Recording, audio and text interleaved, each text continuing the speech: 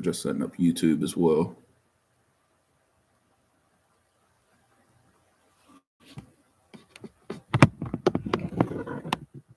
Here we go.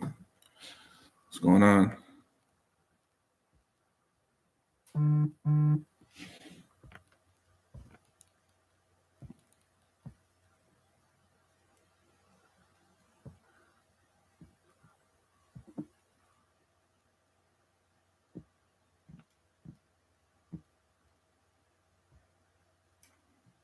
What's up? What's up? I wish it was a car meet. It wasn't that much fun, I promise. Yeah,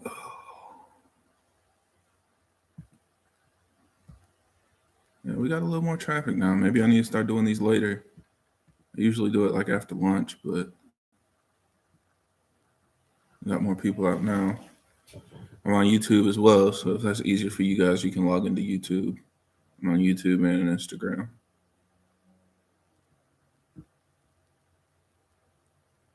Let's see. It's pretty cold in the garage too, but we're gonna kick it, see how this goes. What's up? If I'm getting misfires on cylinder 2 and 5, and my tuner says fuel pressure is fine, do I think it's sparks? 2 and 5 makes me feel like it's probably not related to that. It might be. You know, you can try replacing them, but I haven't really seen a lot of people have issues with spark plugs. I would double check what's actually going on with your setup.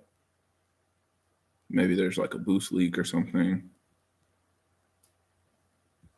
I'm assuming there's something else in your logs that'll tell you what's going on. Nothing happened, man. I just had to take a break earlier. Normally I would be on for longer, but I had some business to handle this afternoon, so just decided to hop back on in case more people are available around this time.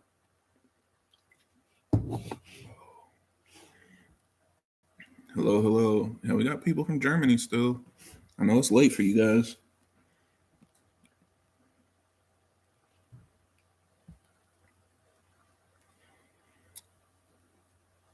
Let's see, what oil should I run on my car? See, this is scary, right? Because I got a dealer tech, well, not a dealer tech, but a certified technician asking what oil to run in my car. This is crazy, man. This is the same guy, he watches my DIYs and then he charges you twice as much to fix your car. Insane. But yeah, olive oil, brother.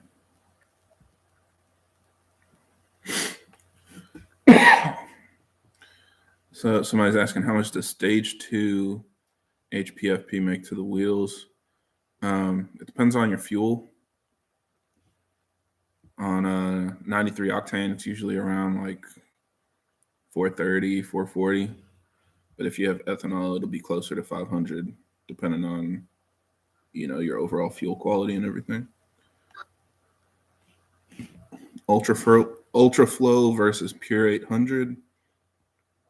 So if you have a Deutsch Stage 2, both of those can ride the limits of your fuel pump, so it doesn't matter. Both of them perform similarly anyway, but if you only have a Deutsch Stage 2, then they'll both make the same power. They'll both spool similarly. You can max out your fuel pump with those turbos, so I don't think it really makes a difference. What are my plans for the 340? So my plans are to drive it all winter, stop driving this X5 and start driving something that's entertaining. We put the flex fuel sensor on there, so we've got more videos coming out for that. I've got some other parts just sitting in the box waiting to go on. Just haven't really had time to work on it recently. Should probably have 2 big DIYs coming out over the next like 2 weeks, and then more just driving footage, testing parts and things like that. And I'm getting ready to do my first giveaway for the channel members as well. So all that will be announced in due time. That's what we're working on. What's up, Mr. Gaps? Everybody's from around here. I'm pushing 600 wheel and 590 torque. No boost leaks, but Chris was recommending changing spark since I'm on stock. I mean, if you replace them, you're going to replace them with stock, unless you mean it's literally like the same ones that were in the car when you got it from the dealer. You know, it's probably worth replacing it if they've been in there for a while. There's not really an upgrade.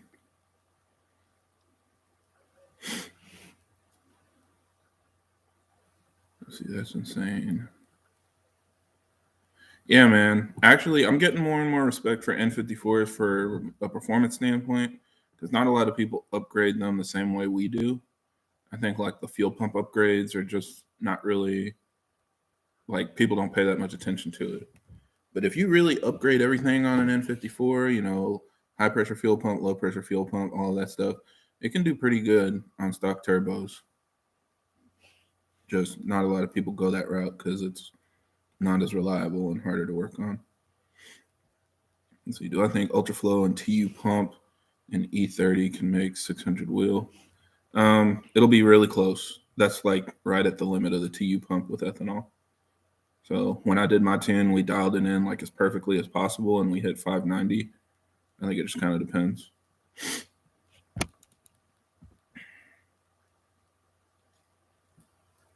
So the real question is, when are you upgrading your clutch? Now, you're the man for that one, for real.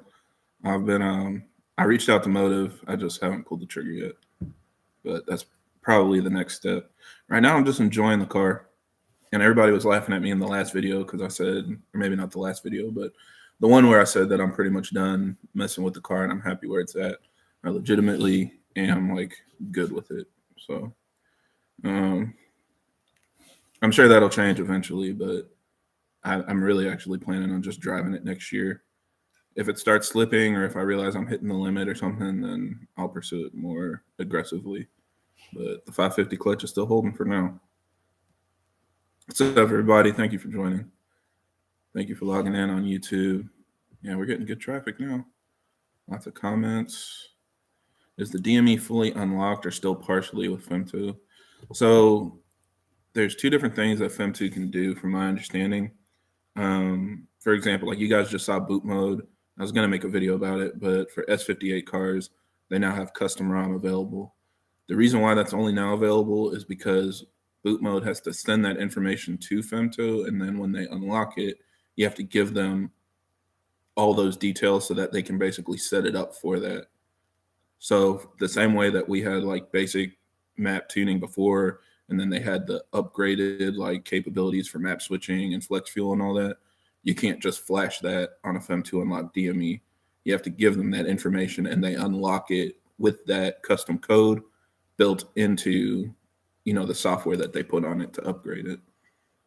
So I don't feel like it's fully unlocked because there's still a lot of things that they have to do. You don't have the full capability from them, and the tuners are giving them that information just to allow us to have that option. So it's not as easy to work with as like our OBD flashing. Let's see. So far, my EA88 has cost 5 times more than my B58. So I don't know if you're talking about maintenance or like trying to make more power, but either way, I believe you. I'm not going to say that I don't miss my car. Like I definitely had a lot of stuff that I still needed to do. You know, I'm still selling brand new parts that I never even got to put on it because I was planning on trying to fix it up and run it again. It just didn't happen. But I'm very happy with the 340. Let's see, what's my max on deadlift? I don't deadlift, bro. I don't lift at all. You guys are crazy. That's dangerous. Let's see, I upgraded everything except the turbos. I have 240,000 miles on an N54. BMW is going to buy it back and put it in a museum, bro. That is a relic. They're going to be like, oh, we did one. Let's get it back. And that's going to be the B58 Gen 4. Watch. Let's see. What about VP 101? Yeah, that's top notch, man. Any 100 octane like race fuel is very underrated. It's very expensive, but it's very underrated. It's just one of those things that if you have access to it, great. I don't think a lot of people even consider it. But it's basically like the power of ethanol without the limitations of ethanol. So worth it for sure if you have it.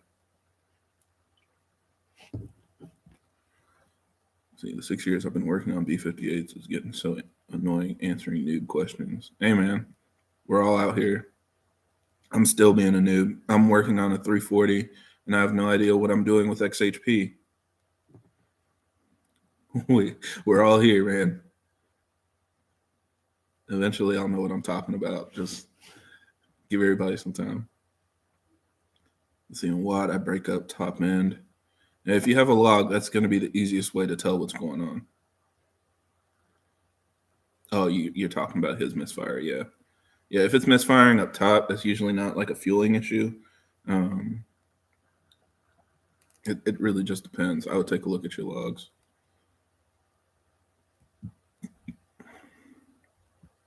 B58 owners are turning into N54 owners. They're clapping their cars with no maintenance.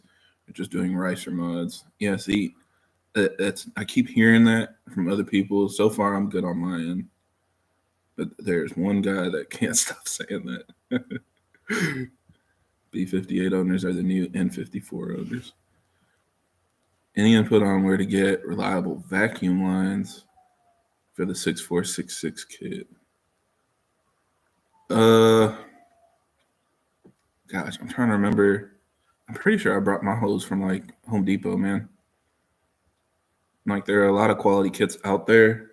I still have it like chopped up in little bits for like, any extra projects I have. I just put old parts like that in my junk drawer.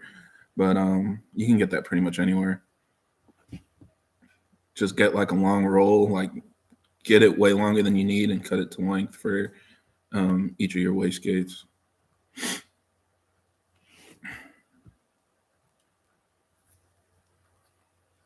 So I got myself a 45E. Oh, that's dope. Turbo downpipe and get you 635. I was kind of looking at that because I really didn't know what a 45E was.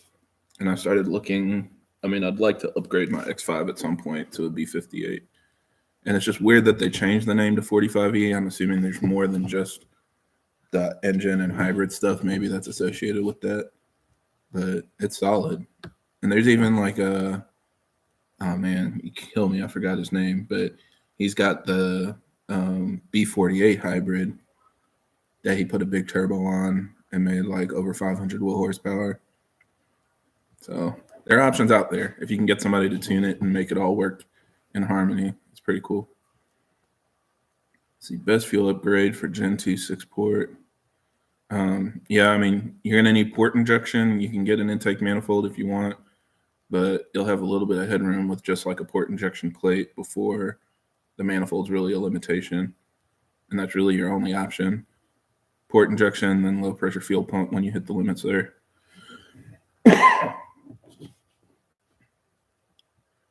Oh man, I didn't even think about that in California. So if you're in California, how much are you paying for gas? It's probably like $6-7 a gallon. Because ours is dropping right now. We've got a couple places that's around $3 a gallon right now. So it's dropped a lot. But yeah, if you're already paying that much, you might as well get some race gas. That's worth it for sure. If it's like $8 or $9 a gallon for 100 octane, let's send it. Gosh, 240,000 miles on an N54 with the original turbos. But I have a little wastegate rattle. You know how many of your N54 friends would wish they were just complaining about a little wastegate rattle? That's nothing, man. Wow. You're almost shifting the whole topic of discussion here. I am genuinely amazed.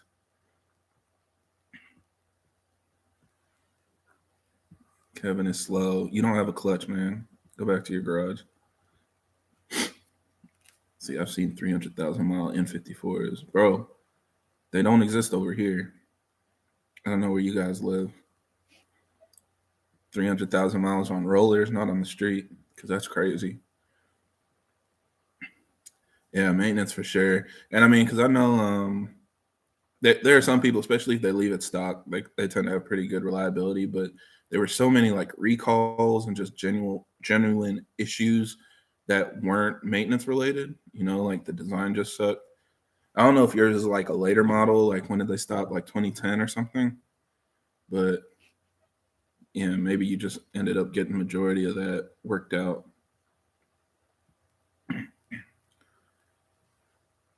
Appreciate the support. People asking for sponsors. Oh man, 2 a.m. Yeah, you guys are troopers for real. I'm an old man, so I'm in bed by like 10 o'clock. But I appreciate you tuning in. Yeah. We've talked about this in the past. I know everybody that's in the Facebook group and stuff, they think I hate Sean or something, but I genuinely don't care. We just don't agree on a lot of stuff. That's all. And I'll argue with anybody. So, but yeah, that's definitely something Sean would say. He probably said it earlier today. Yeah, $7 for 91 octane, man. That's just get the race gas. That's crazy that race gas is a better value than pump gas in that scenario. Between California and like a real just global apocalypse where we're all living in The Walking Dead, those are like the two cases where 100 octane makes sense. Is there such a thing as break-in hybrid turbo? No. Just prime it. Yeah, there you go. Jamie said the same thing. When I'm watt throttle and upshift and let off the throttle, it stays open. I feel like my 340 does that a little bit too. And I was talking about that before in the last live stream. Like, it's just kind of softer overall. I have way more control in the 440, and I underestimated how different they would drive. And there's got to be a lot of like DME tuning that plays into that. I think it's for like gas mileage or something. So I don't know how long you mean it feels like it stays open, but the 340 definitely takes longer to engine brake with the automatic transmission than my 440 with the manual transmission. And the 440, as soon as I come off the throttle, it's slowing down. So I don't know. If it's doing that for a long time, you might want to check your logs. See, I've got an F30, BM3, and XHP. Unfortunately, I jacked up my car and missed the jacking point and hit the EPS motor. I do not have experience coding it. I'm not sure if it actually needs anything special. Like some of the modules need like really specific coding, but other times they just kind of need to be reset. If you drop a line with Bimmer ECU Solutions, he should be able to tell you for sure. And if it does need coding, he can help you out. Levin's a really good guy. He's the guy that makes like the MHD Flex Fuel kit and a lot of their other adapters and upgrades. So I usually recommend him to people that need coding.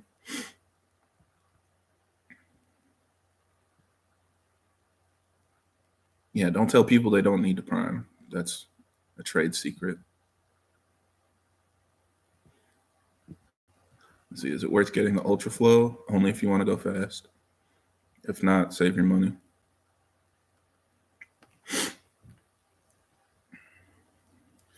Any way to keep the dealer warranty with a tune? Man, it'd be crazy if I posted a video like 24 hours ago covering that. But yeah, I mean, there's no real way to do it right now. The M Performance tune is pretty much the only option you have. If you get any other software like Boot Mode or MG Flash or anything, it automatically flags it at the dealer, even if you flash it to stock. So the one thing everybody's saying is that MG Flasher is recommending voice crack to flash to stock and then drive at least 200 miles before you go to the dealer to prevent it from reading. I haven't heard of that working though. I haven't really heard either way. So if somebody wants to try that, feel free.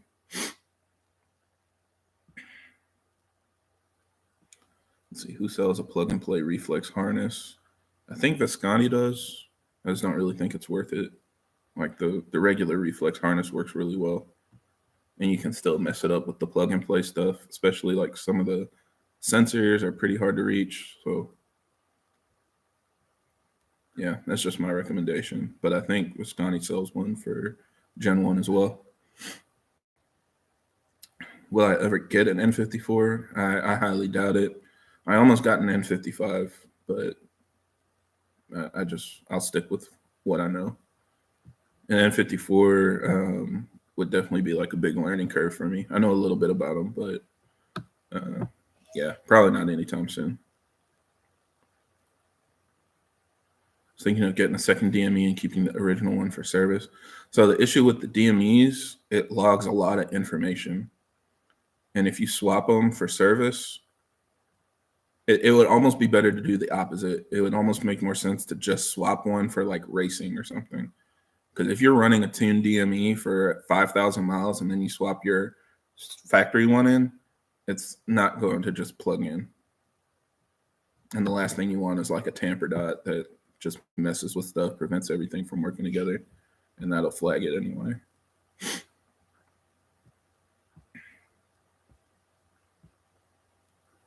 Let's see. Appreciate the support. Everybody that's calling in from outside the U.S., I appreciate it, guys. Definitely wasn't expecting that.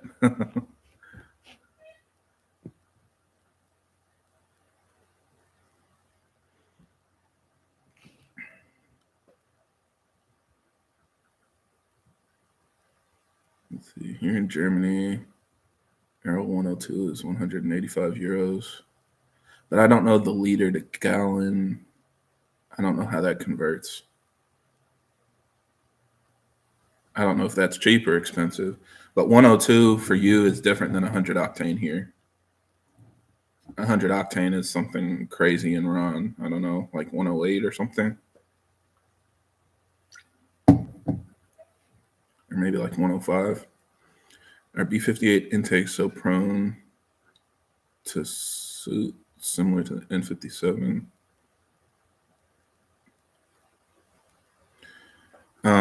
I don't think so. What you're referring to, like from a diesel, I don't think that relates to it at all.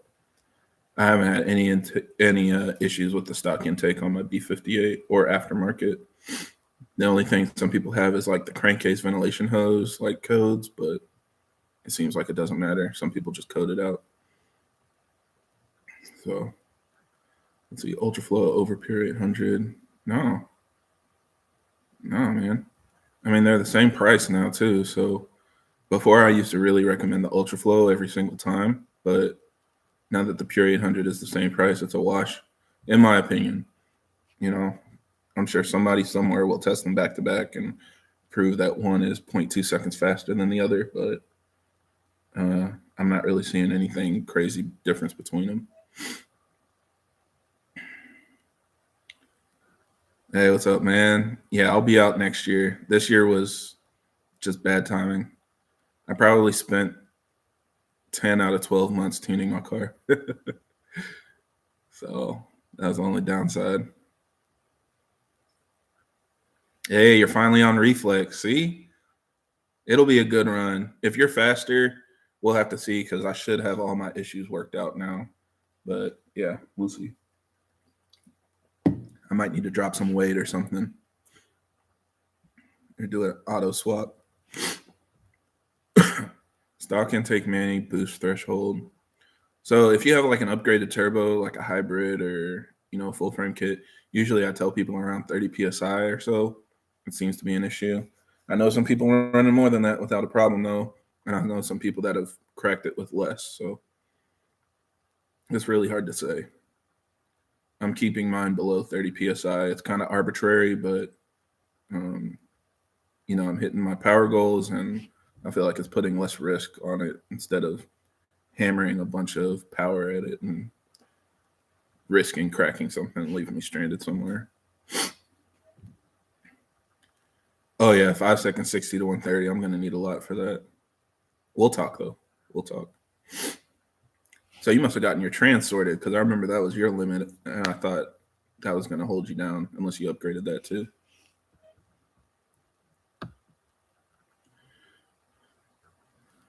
Let's see, appreciate it. Thank you everybody logging in. Appreciate you guys.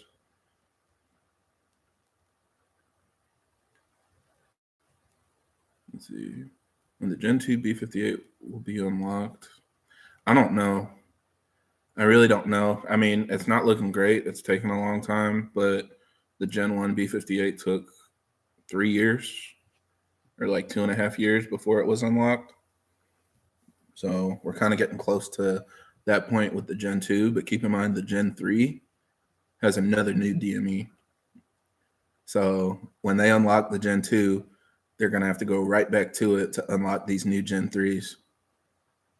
So we're going to be right back in the same spot. Let's see. Nah, I won't ever be on a radial. Not anytime soon. I can run like the 340 tires up front just to give me a little less resistance, but I'm not going to run like a real tire in the back. It was actually gripping really good when we went to the track. So it's really only on the street. If it's not warm, then sometimes I spin third, but otherwise, now I've got anti-lag and stuff, so it's not so bad. It just needs some heat instead of brake boosting like I was last time.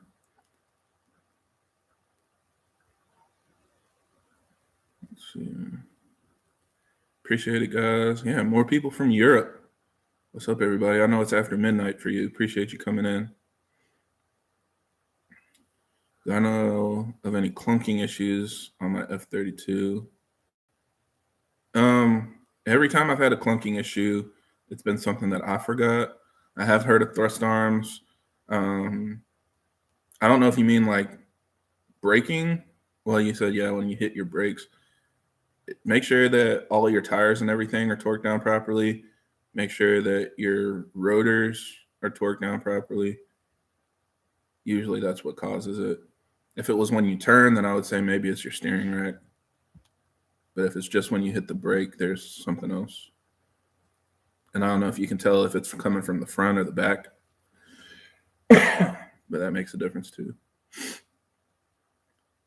DAW or Vargas, Flomax. Finally, an easy question. You better buy a B58 Gen 1. Absolutely, man. Everybody in the chat needs to buy a B58 if you don't have one. If you have one, buy another one. Do I think Gen 3 will be better than 1 or 2? Absolutely. I think whenever it finally happens and we get it in some real cars that make sense and get the DMEs unlocked and we're able to tune it, it's going to be extremely powerful. Like all the Supras that we see doing crazy times on stock turbo, that's going to be like regular for a BMW. You basically install a downpipe and then you can make like mid 10-second quarter miles. That's it. Maybe even low 10s. The biggest problem will be weight, right? Because those cars are going to be heavy, but you'll have all the fuel that you need, all the cooling that you need. It's going to be a really good one, I think.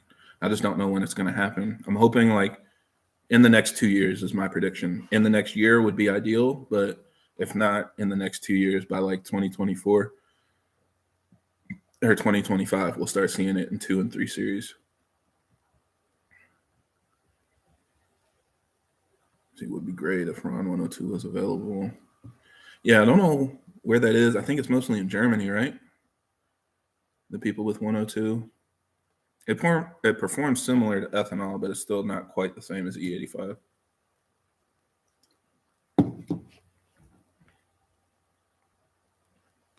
When am I going? Built B58? Not anytime soon, man. Sorry. Not anytime soon. I am very happy with where the 440 is right now. So if somebody wants to partner with me and make a build happen, that's one thing, but I'm just not I'm not like a power chaser. Like I'm not somebody that's just looking for crazy performance. I just want to enjoy my car. And where it is, it's really happy, really consistent. So yeah, I'm good. Is LPG common in the US? I'm not even familiar with that one, so probably not. Oh, it is when you turn as well. It might be your thrust arms. It's really hard to tell sometimes. You can look and see if they're leaking, like if there's any signs of damage or anything to the bushings. That would probably be your best bet. I don't know how many miles you have on your car. And the bushings are replaceable, which is nice. So if that's all it is, maybe that's not too difficult of a fix.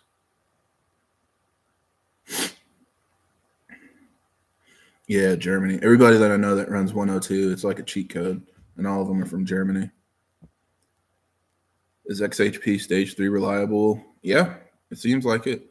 I'm going to be doing some testing on my own since I haven't really gotten to. I'm pretty sure the 340 already has stage 3 on it, but I bought my own XHP license, and I'm going to mess with all the different stages and just try to learn a little bit about it.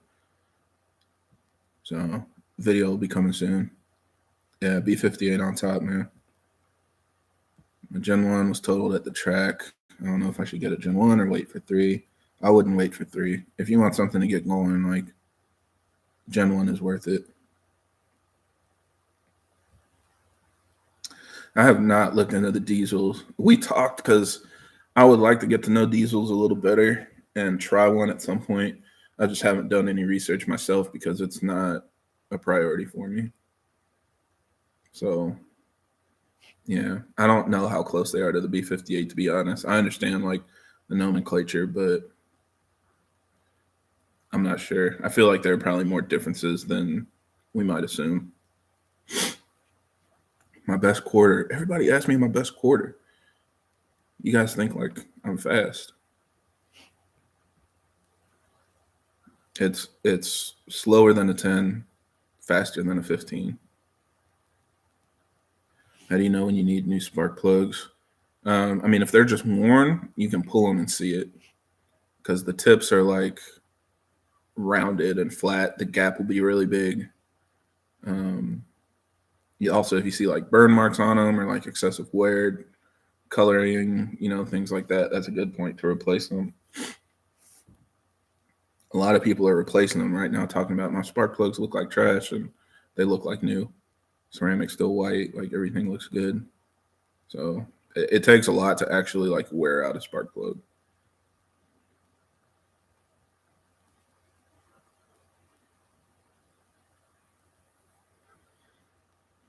What up? What up? Thank you for joining.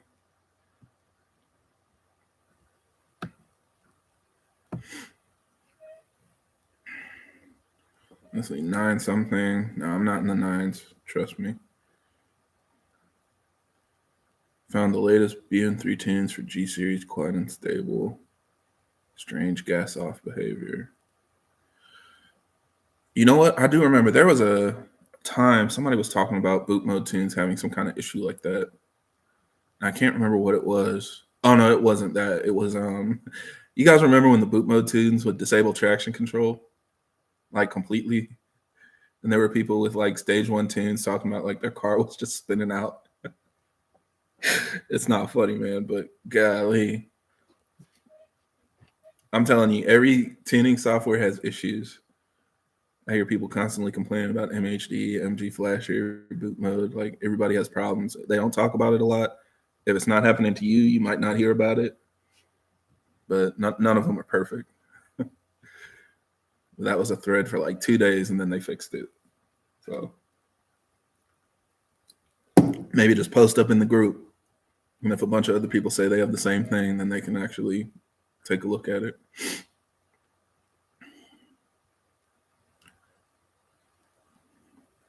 What's my favorite South Park episode?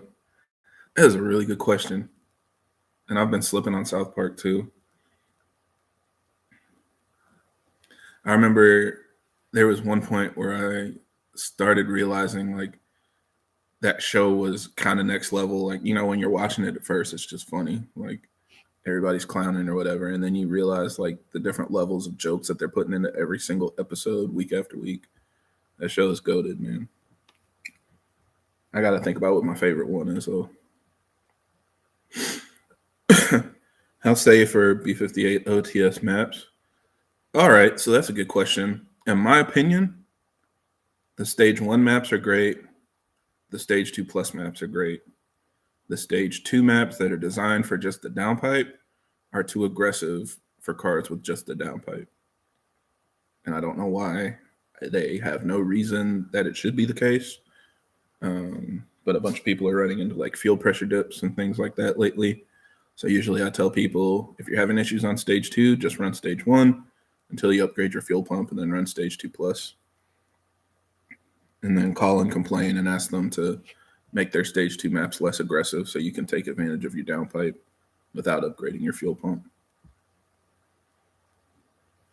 I know everybody that's been running boot mode since like the beginning, you know that a map that was running like 18 PSI was crazy. Like we used to think that was insane. And when I did my custom tune with my TU pump and I was pushing like 19 PSI, people were like, oh my gosh, like this car is going to be flying. And now I see OTS maps pushing like 21 PSI, like trying to max out the map sensor. Like that's not necessary. They make every map faster, every map, a little bit more torque, a little bit more power. It's no problem until people start having issues. And that's where I'm like, okay, these little horsepower wars for OTS maps have gone too far. It's an OTS map. If you want to send it, get a custom tune. But everybody wants to say they have the fastest OTS map. So, yeah, that's just my experience. It doesn't matter whether you're running ethanol, pump gas. They have issues with overboosting and fuel pressure crashing. So I usually don't recommend the stage 2 map. See, do I think the new 400Z will be a problem? No. The what? The 400Z, will that be a problem? I think the 400Z will be really crazy competition for the new Miata. So we'll let them have fun over in their fenced-in special area, and the big boys will race over here. Considering switching over to MHD or MG Flasher, yeah, I did the switch. I obviously landed on MHD.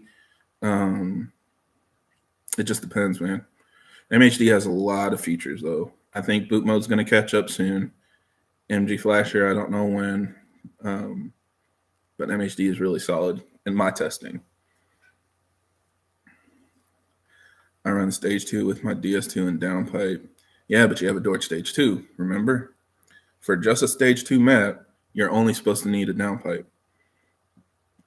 So if you need a high pressure fuel pump to run stage 2, then what's the difference between stage 2 and stage 2 plus? And people are like, oh, the fuel pump's too weak. Well, no, the tune is too aggressive.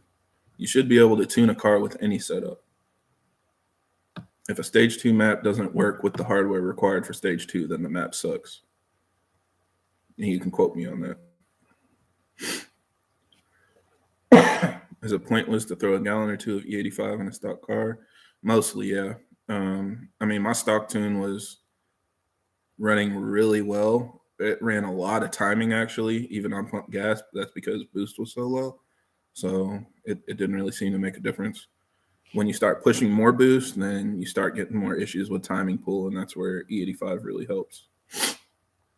But what happened with me, I flashed stage 1 on pump gas, and I started having issues with timing pull, added a little bit of E85, and then I was like, if I'm going to be doing this all the time, I might as well run E30, and then I just really haven't gone back to pump gas ever since. Is BM3 or MHD faster? I really don't know. It really depends on the car and the conditions and a lot of other things than just the tune. The limit of your car isn't any higher because of the tuning software you use. Think about it that way. So both of them are a lot more aggressive than they used to be, and they both seem pretty fast.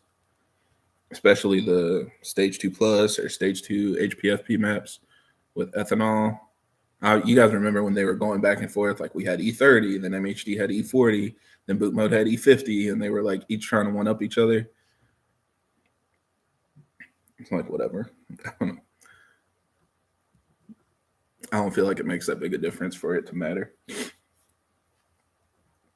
Is the aggressiveness and the low RPMs between BM3 and MHD the same?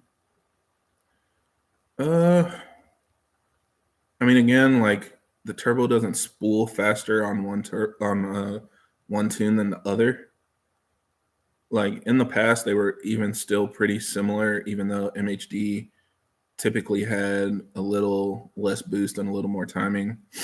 And MG Flasher, they had a bunch of boost and almost no timing. So like everybody just kind of had their own recipe, but ultimately the actual performance was pretty similar. So I don't know. I've never really considered it like having a big difference between them. Do we need the flex fuel kit? You need the flex fuel kit. Just if I'm talking to you and telling you what to do, yes, you should get a flex fuel kit. If you just want to tune your car, though, no, you don't need the flex fuel kit. But after all the complaining we've been doing for the past 3 years and they finally released it, it's like I'm telling everybody, just get it, man. It's so much easier. You won't be messaging me at 3 a.m. asking why is my car on the side of the road causing backfires and then having a drivetrain malfunction. It's just worth it. Let's see, I'm on DI with a reflex low pressure fuel pump sensor, and I keep getting a reflex code saying fuel pressure is low. So I installed a stage 3 low pressure fuel pump, and I'm getting the code during pulls. Yeah, maybe your pump isn't turning on. It could be a lot of things. Was it ever working? Or is it just always like having a problem? Because that kind of determines what's going on.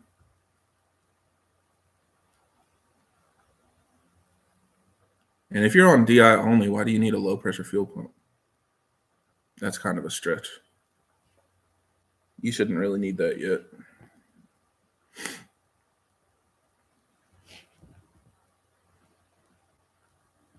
So can the reflex work as flex fuel too? Yes, absolutely.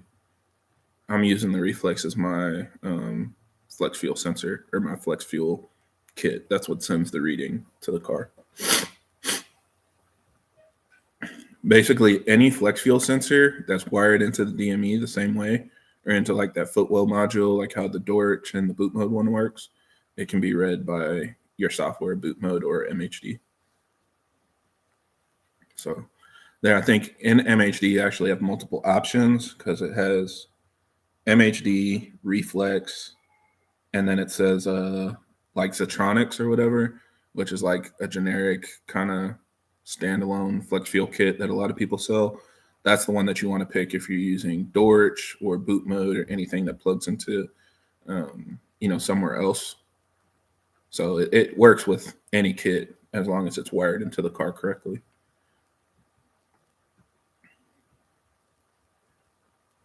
Let's see. Am I using any throttle enhancer? No, sir. I actually know a lot of those cause issues. So if you have that, I would typically recommend taking it off. I get it now, though. After driving the 340, the throttle is a lot softer than the 440. And I'm assuming it has something to do with like the transmission tuning or something in the DME that they adjusted. But in the 440 with my manual transmission, the throttle is extremely accurate, I guess. Like I can control it pretty easily. Even on a tuned car, it's a little bit different than the stock tune, but it's manageable. And the 340, it's much, much softer. And so I get it. Like I never felt like I just needed to hop in the car and put it directly into sport mode, but in the 340, it needs a little more sensitivity for it to feel good. So that's as far as I would go. Just stick with sport mode. You can also get a custom tune that can adjust your throttle mapping, but I don't recommend like the plug-in little the kits that like modify it. Let's see, who's my tuner? So I use OdinTuned. He's linked in the description of all of my videos, and he's in my bio on Instagram. So if you guys want to reach out to him or see any of his work or anything, you can find it that way. CD919, I've heard some good things about him, but I'm not super familiar with him, or I haven't like worked with him or anything. But I know a couple people that have.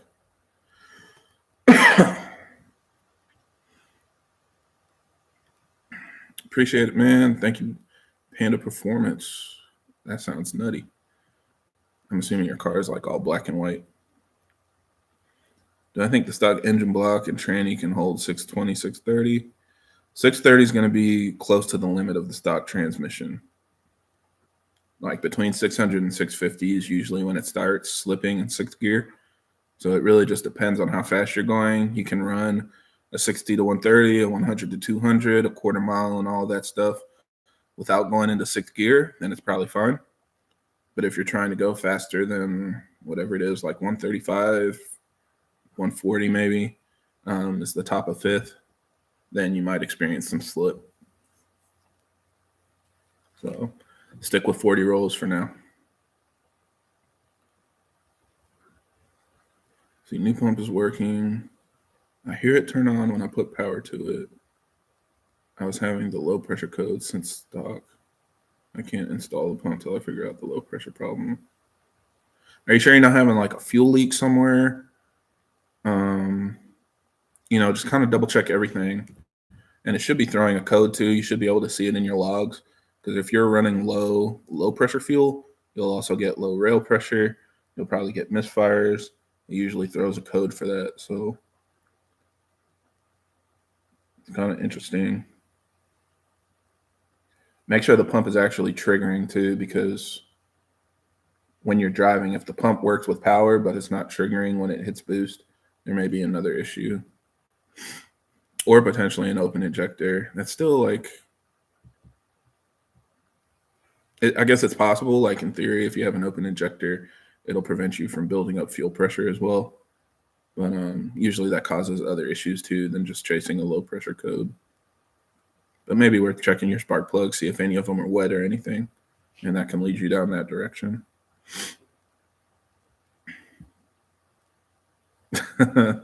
Hello, how's it going?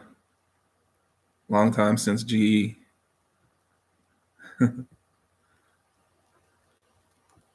See, I was originally going with Odin, but he took 3 weeks to respond. By then, I'd gone with David Shoup. Yeah, and I've been talking to a lot of you guys too, because people are like, "Man, it's taking you a long time to tune your car." Like, it took me almost the entire year to tune my car, and people are asking me like, "Why is OdinTuned taking so long?"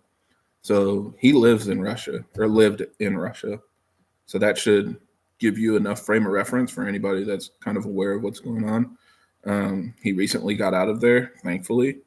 So now he's kind of like rebuilding his family setup, getting everything situated so he can get back on the ball where he was before. But obviously managing his family and making sure everybody's safe was his priority.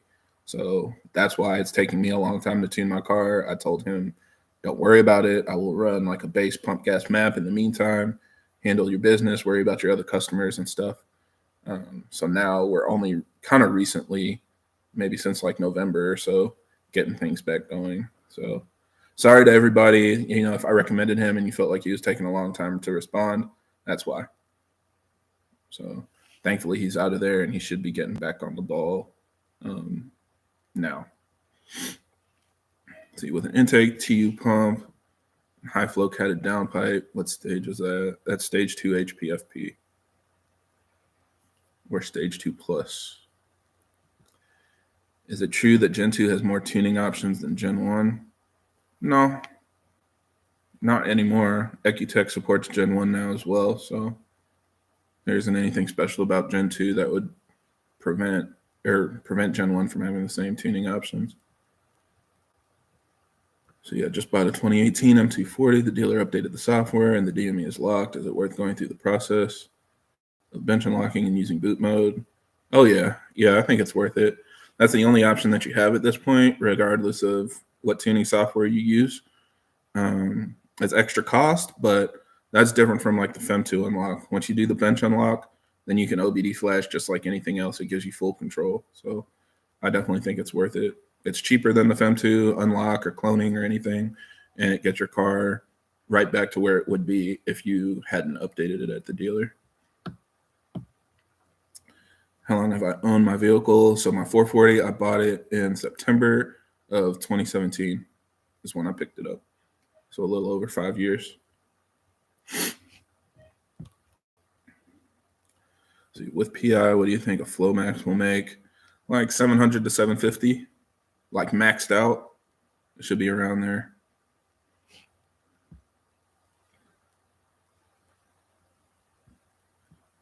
Yeah, he's in Russia. So I think a lot of people didn't realize that. And because I'd been in communication with him and other like group chats and stuff so much, I thought most people knew because he was a B58 owner. Like he's been on the forums, he's been in WhatsApp chats and all of that for a while.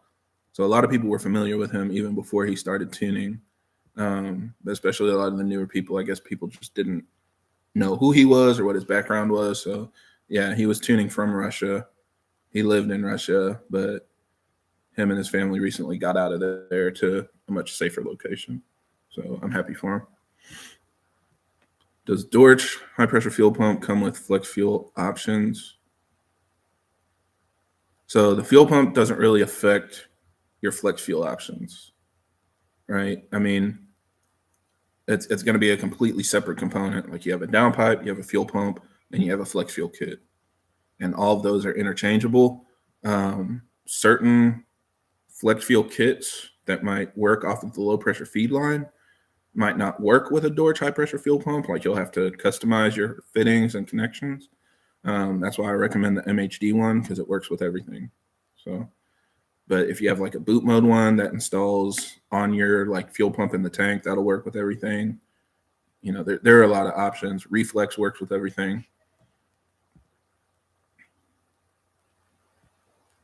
Let's see what's going on. Thank you for joining, guys. Thank you for hopping on.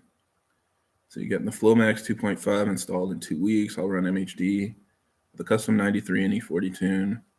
I want to see if a custom tune will work with the flex fuel kit. Yes, sir. Yeah, I mean, that's the best option. If you're sticking with DI only, just like a Dorch Stage 2 or something, and a flex fuel kit, the car will be easy to maintain. You'll never worry about fuel. And when you run the right mix, it'll be an animal. It's just a win-win. Flex fuel just makes it more convenient. Doesn't add power, but it's just so much less to worry about with map switching and flashing at a gas station and stuff. It'll just automatically adjust and you can just enjoy the car. So that's why I think it's worth it. Let's see, who's the actual developer of the software? So I made a whole video about all that where I tested all of the different tunes and I talked about who makes them.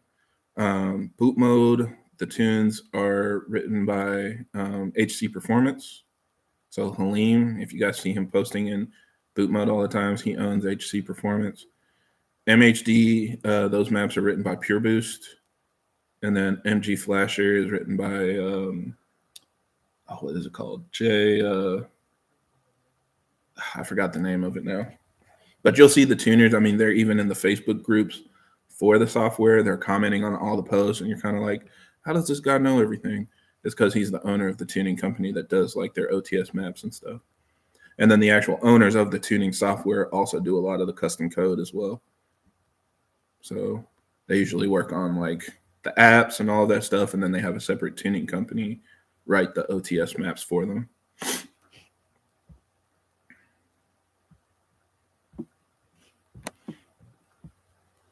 See, do I think a diff brace is worth it? No, I wouldn't do one. Can boot mode manage meth injection? No. What suspension am I running? So I have KW V1 coilovers on the 440, and I have Milway camber plates. Gosh, it's been so long since I messed with this stuff. It's like I almost can't even remember. But yeah, KW coilovers, Milway camber plates, and then SPL control arms. And on the 340, it's stock adaptive suspension. So I got the 340 specifically because it was mostly stock. The previous owner did like a turbo upgrade, but no like wheels or suspension or anything like that. They had a tire on the stock wheels for a while, but I took them off. Let's hear a live take on the royalty-free outro music. When I hit 10K, when I hit 10,000 subs, we might live stream a beatbox session. I don't know if you guys are ready, but we'll do it. I have a Dorch Stage 1. Is a Stage 2 needed for Flowmax? No, but if you want 650, yes. A Dorch Stage 1 is almost the same as a TU pump. When I tested it back-to-back, we barely got like 1 PSI more of boost. So it's not a significant upgrade to a TU pump, and a Stage 2 is a significant upgrade to that. So your limit's still going to be around like 550 to 600, depending on your tune and how dialed in it is.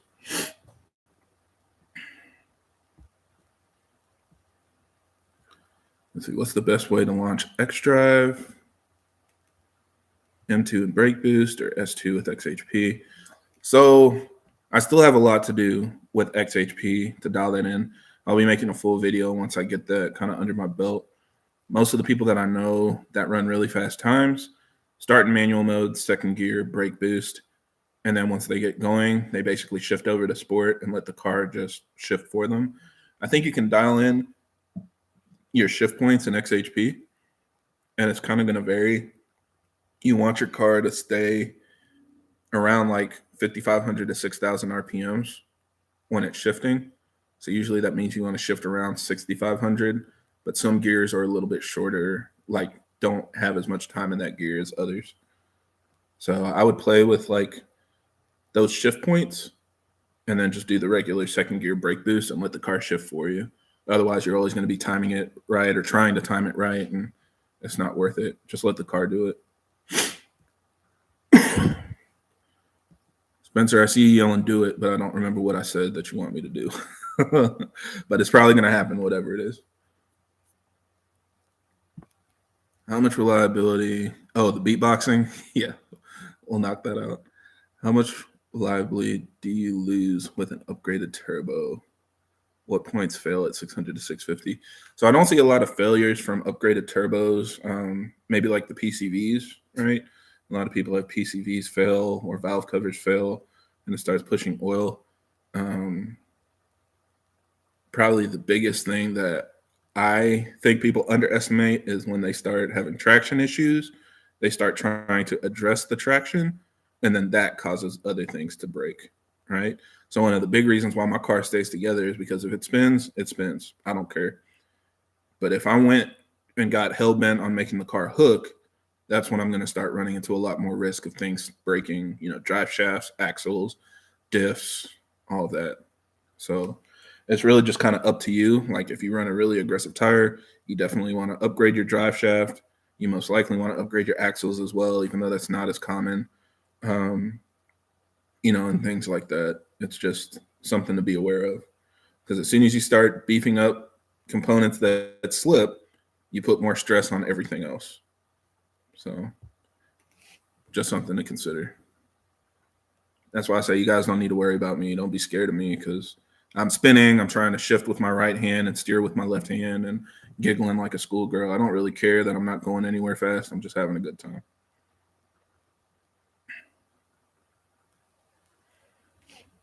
Oh, you want to use? Let me know. We can figure out something, or maybe I can make you a special mix. I've got beats for days, man.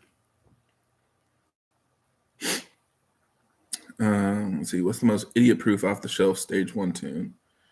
Stage 1 is so safe. They're all idiot-proof, in my opinion. I had boot mode for a long time.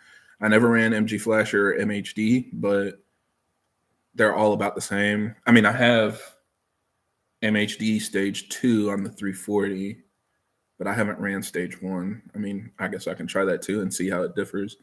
But Stage 1 is hard to mess up. People usually either go Stage 1, have good luck, or Stage 2 plus and have good luck. It's just recently I started seeing people have issues with the Stage 2 maps. And personally, I feel like Stage 1 to Stage 2 isn't that big of a jump anyway, so that's probably a part of it. But yeah. When do you think the 2 Series will get the upgraded B58?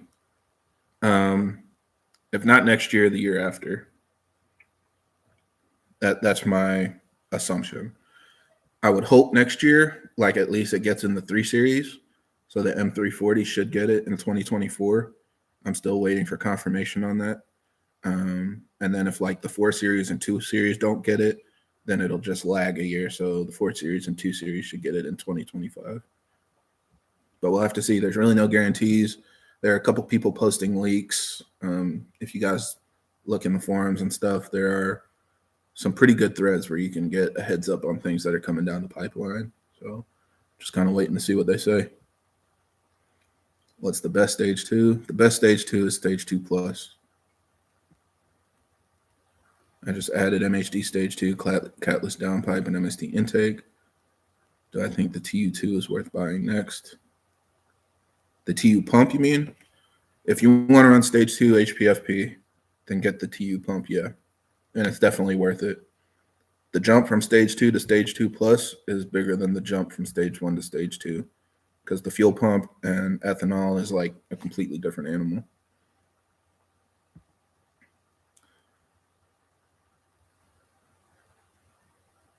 So we don't have ethanol in Egypt, and we just have low quality 95, but you do have meth. Yeah, meth is your saving grace.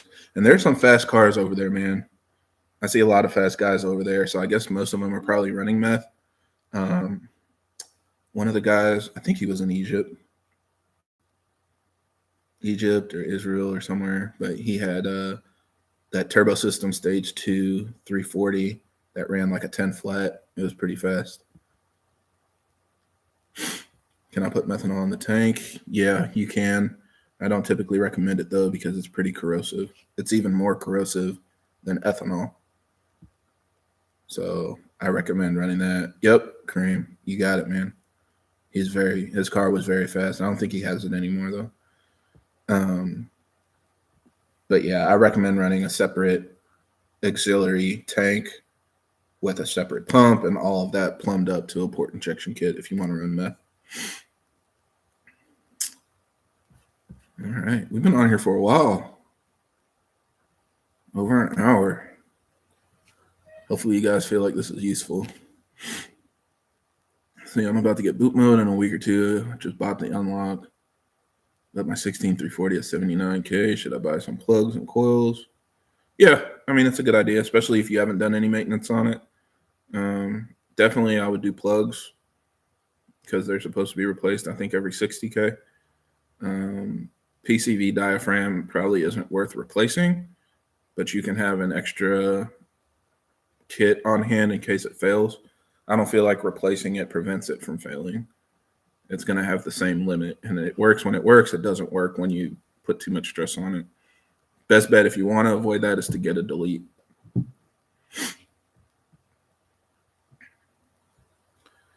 Can I buy port injection and switch it to meth? In theory, yes. What I would probably recommend is getting a kit like the one sold by Williams Performance. They have a plate just like the Precision Raceworks plate, but it's designed with meth nozzles instead of injectors. So it'll just kind of work with a kit a little more seamlessly. Like it's designed to work with a meth injection kit. If you want to run the Precision plate, it's going to need some custom lines and stuff to make it all work. It'll just be, it won't be as plug and play. But go to like the Williams Performance website. It's a shop out in the UK, and they sell a port injection rail for meth. Have I heard of the EKP module overheating? Yes. Usually that happens if the low pressure fuel pump demands too much. So I've heard of some people saying that they swap the module from a TU pump or from a TU car, I guess, or like a Supra to avoid that. But I don't think that's really the case. I'm not sure. Usually that also happens with like the all-in-one kits. So if you have like just an upgraded single pump instead of one of the kits that comes with a dual pump that you have to trigger with a Hobbs switch or a reflex or whatever, those are usually the ones that might overheat the EKP. And I don't really know what exactly causes it. It must be something in the tune combined with the pump. With an external tank, yes, I would typically run that with an external tank. If you have a 3 Series, you can get like the BMS Stealth tank, and it's super convenient. Is an intake manifold worth it? It's one of those things. If you need it, absolutely. If not, you can be like me and gamble on it. I'm not too concerned about mine. If you can afford it, sure. Especially the Wagner one. The Wagner one, that's a much more competitive price than the others. So if you can swing that, I mean, it definitely doesn't hurt.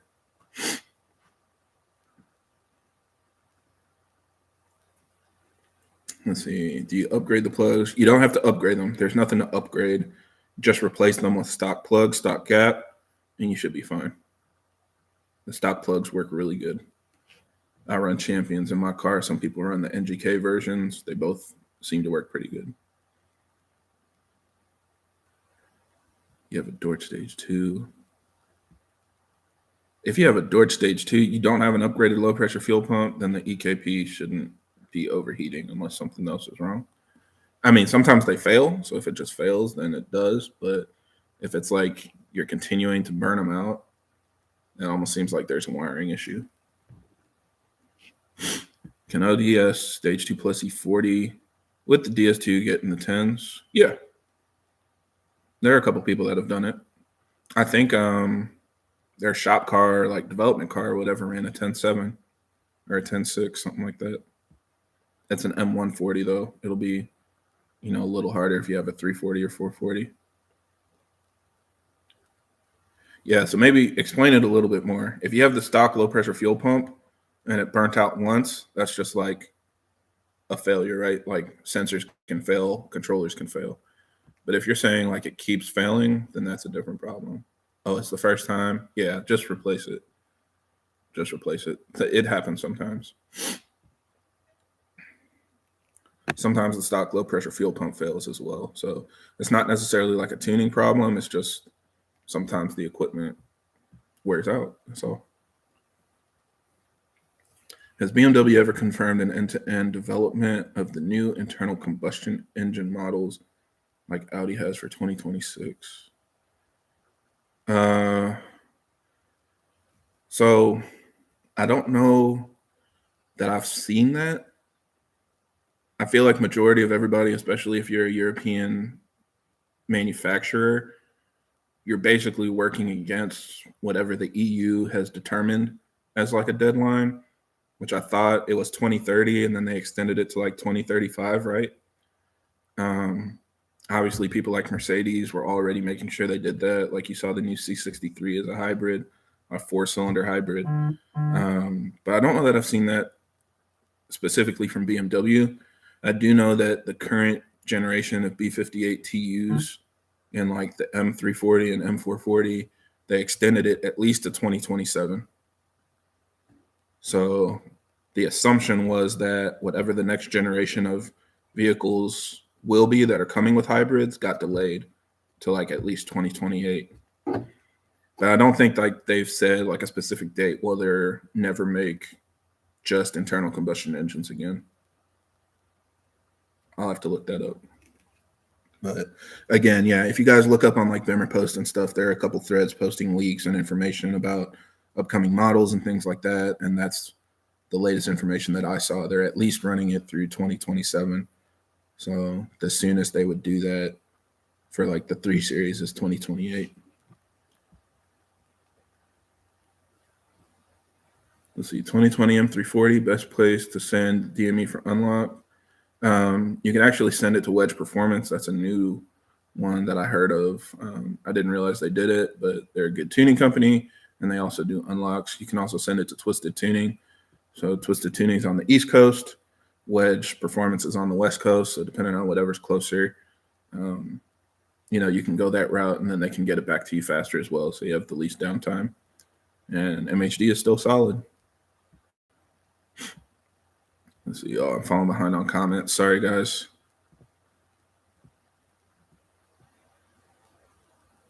Let's see. Do I think the stock manifold can handle 30 PSI? It probably can. I don't know how long it will.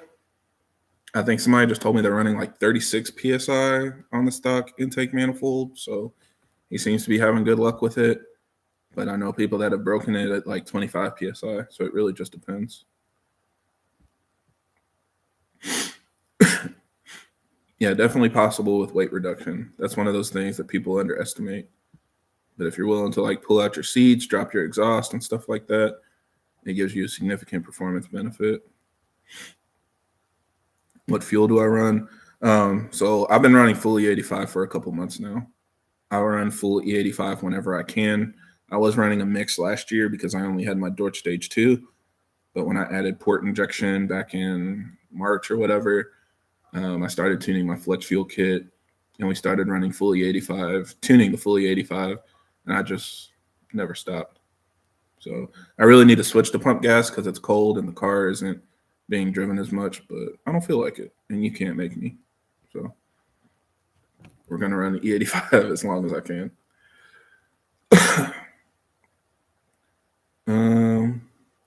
How can I be on Instagram and YouTube at the same time? Do I have a twin brother? Yes. Can I change my B58 oil 5W30 with cooking oil? Yes. Oh, just kidding. Well, why would you? Well, now you made me answer it. Okay. Hopefully this isn't being recorded.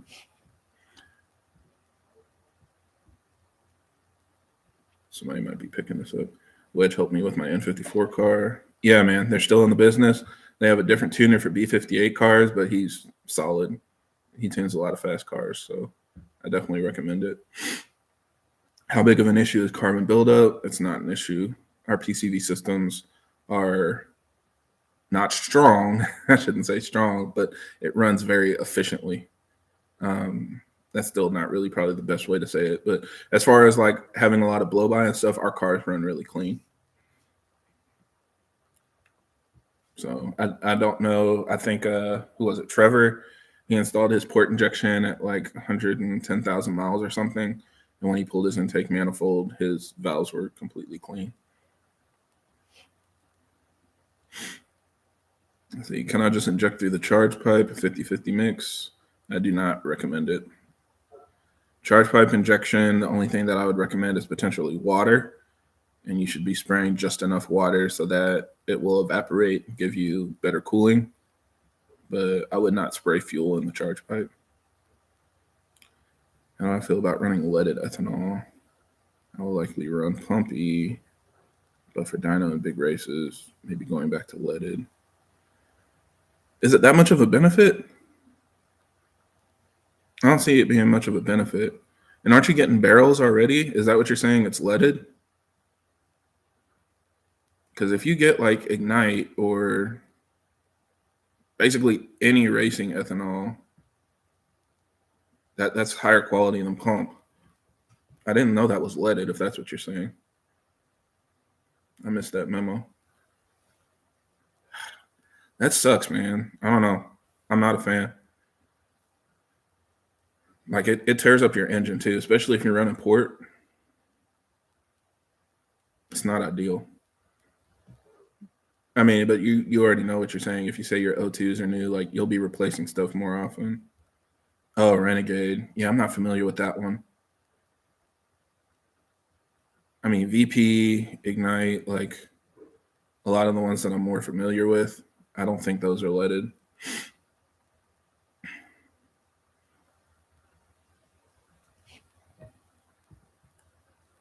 It's rated 121.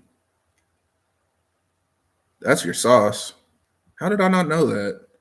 I thought you were just running like racing ethanol. I've never paid attention to that. That's where your sauce is. I wonder, am I the only one that doesn't know this? Yeah, those aren't leaded. That's tough, man. And you're getting it locally. Huh. Okay. I mean, I saw you asking about it, so I figured at least since last summer you were running it. I got to look into it more. I'm not a big fan of leaded though, personally. I would avoid it unless, like you said, if it's, I guess, a kill map and you really just need it for some extra scoot, and I could see it making a difference.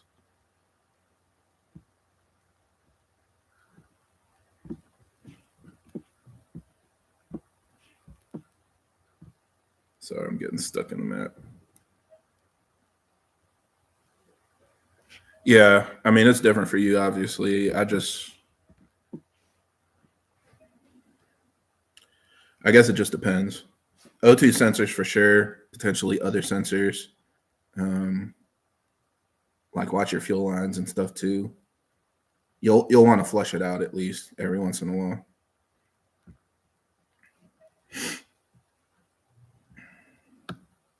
But yeah, that's what's up. I didn't even realize that. I can see that making a difference. And I've been thinking about it too, just because, I don't know. Ultimately, if I want something more consistent than pump, like right now I'm at E72, I think. And that's like the lowest they've been in years. Normally it's around E80 or E82. But this year it was just reading like E72 or E75. Same exact speedway and everything. So I don't know. It might be something with just where they're getting their fuel or whatever, but it hasn't been as good a quality as it has been in the past. But yeah, I'm all about convenience. I'm just out here kicking it. So I let the flex fuel kit take care of it, and whatever it does, it does. Anything above E50 doesn't make a big difference for me anyway.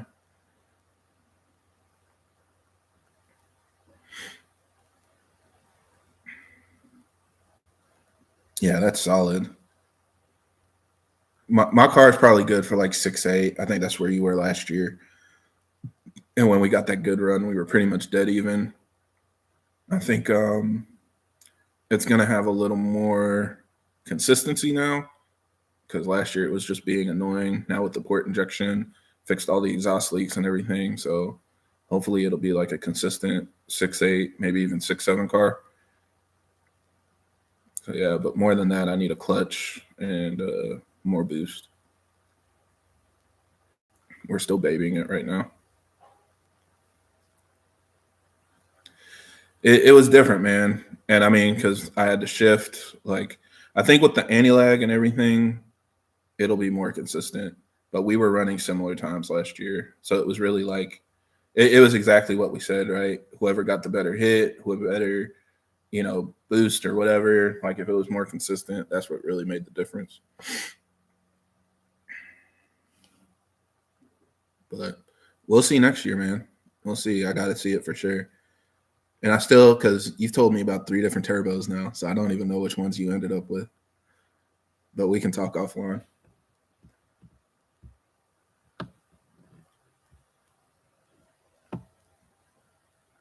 Yeah.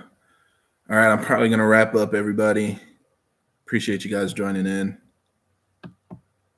I just wanted to get one more time trying to get this going. Definitely seems like you guys like nights more, so maybe I'll try to do these later in the day compared to how I was doing it before. But yeah, thanks again. Thanks for all the questions and everything. We'll see how things. Oh yeah, I got you. Yeah, we can talk more. Yeah, thanks again for everything. Thanks for all the support this year. We're pretty much double the followers that I had at this time last year. So just super, super impressive. Super happy with that performance. I'm going to keep trying to kick out new content. You guys will see more of the 340 next year, more driving footage and all that good stuff. Hopefully I can make a couple trips as well. But yeah, we'll just kind of play it by ear. Don't forget to become a channel member if you want to be in the giveaways that are coming out soon. We've got a couple parts that we're going to be giving away to channel members. So that's $5 a month on the YouTube channel if you want to support. Otherwise, yeah, that's pretty much it. Let's see, where do I purchase CB parts? Oh, CF. Check out BimmerNetwork. He's got a new line that he's making for like front lips and I think rear spoilers. I don't know if he has diffusers yet.